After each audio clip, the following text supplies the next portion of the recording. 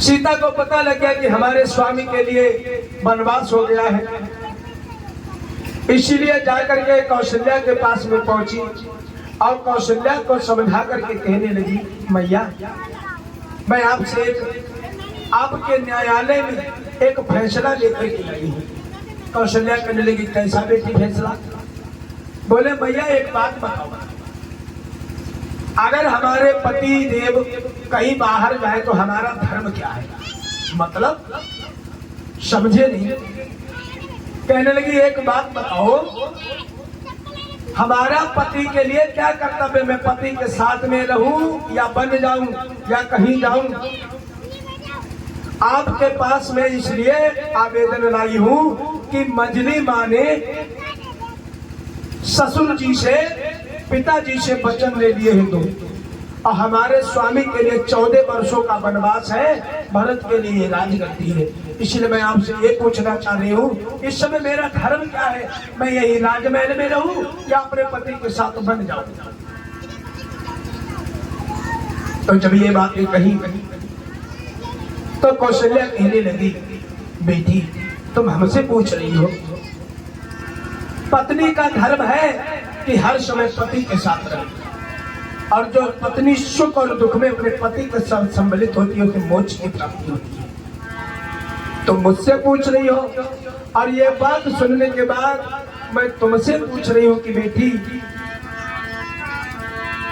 कि हाथ बिना क्या यह चक्र रचा, यह भीषण परिवर्तन कैसा?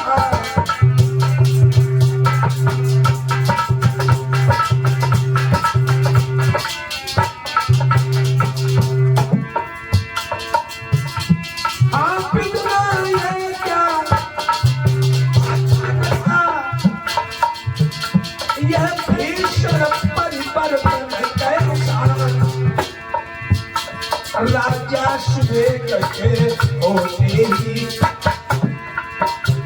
14 वर्षों का पन कैसा?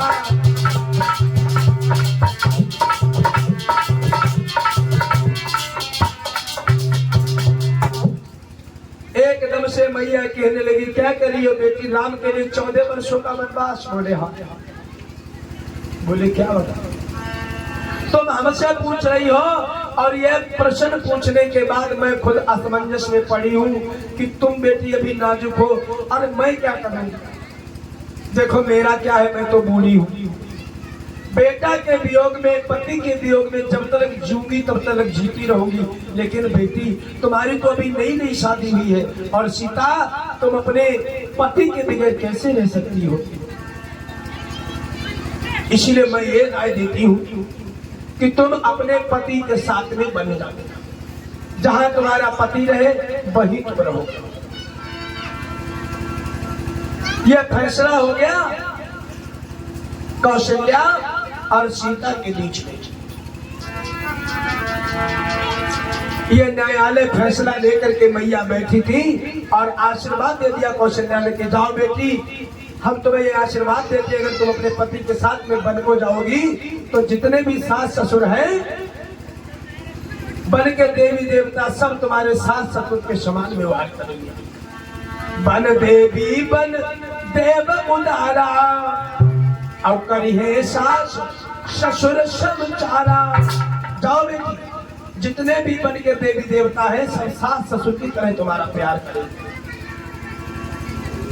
इतनी शब्द होते थे तब तक प्रभु श्री राम आ गए। जब प्रभु श्री राम आए, कुछ क्षण तो चुप ही रहे भोले श्री नाथ। प्रिय प्रिय धीरज धरो, सुन लो मेरी बात। राम बोले, तुम क्यों रो रही हो? आखिर बात क्या है? तो सीता कहने लगी, स्वामी मैं अपनी माँ से आज्ञा ले चुकी हूँ आपके साथ बन जाने की, और इसलिए मैं रो रही हूँ। अगर तुम हमें साथ नहीं ले चलोगे तो मैं तो यहाँ जीती जी मर जाऊंगी।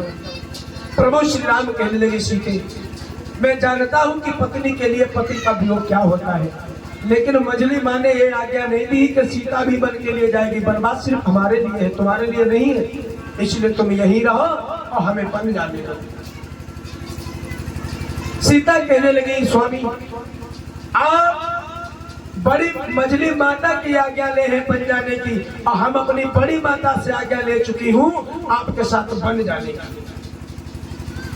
अगर आप अपनी मजली माता की आज्ञा का पालन करते हैं तो आपके द्वारा अपनी बड़ी माँ की आज्ञा का उल्लंघन हो जाएगा। अब मैं चाहती हूँ कि आप अपनी बड़ी माता की आज्ञा का पालन करें और हम अपनी माता की आज्ञा का पालन करें, इसलिए दोनों का मान रखने के लिए मैं आपके साथ में बन जाऊंगा। सीता कहने लगी, अब मैंने विचार कर लिया है प्रभु, हम आपके साथ ही चले जाएंगे, मैं यहाँ नहीं रहूंगी, क्योंकि जिया बिन दे नदी बिन बारी, तैसे नाथ पुरुष बिन नारी, बिना पत्नी के पति का जीवन अधूरा है।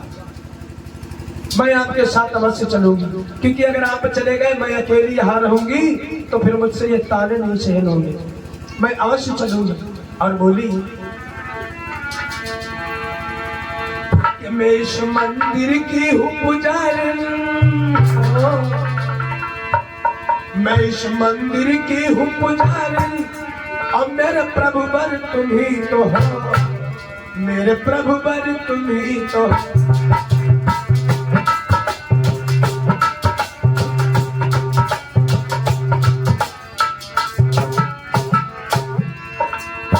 सीता बोली, मेरे जप तुम, मेरे तप तुम, मेरे ईश्वर तुम ही तो हो,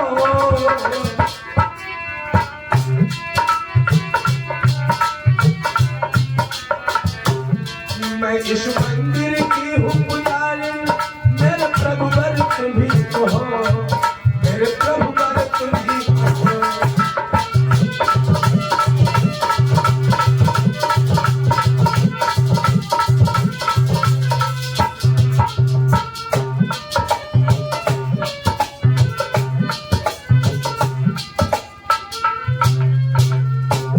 सीता कहने लगी, स्वामी मैं आपको छोड़ करके कहीं नहीं जाऊंगा। पतिव्रता स्त्री के जीवन में पति ही सब कुछ है, पति ही सर्वत्र है, इसलिए जब आप चले जाओगे मैं क्या करूंगी जी करके, इसलिए मैं आपके साथ में अवश्य वन के लिए चलूं। दोनों लोग तैयार हो गए। कौशल्या के कहने पर राम ने सीता को साथ में ले लिया कि ठीक है, अगर तुम इतनी आग्रह करती हो तो चलो, लिबाए चल सकता हूं। इधर राम सीता तैयार हुए, इधर लक्ष्मण को पता लगा कि भैया भाभी जा रहे हैं 14 वर्षों के लिए।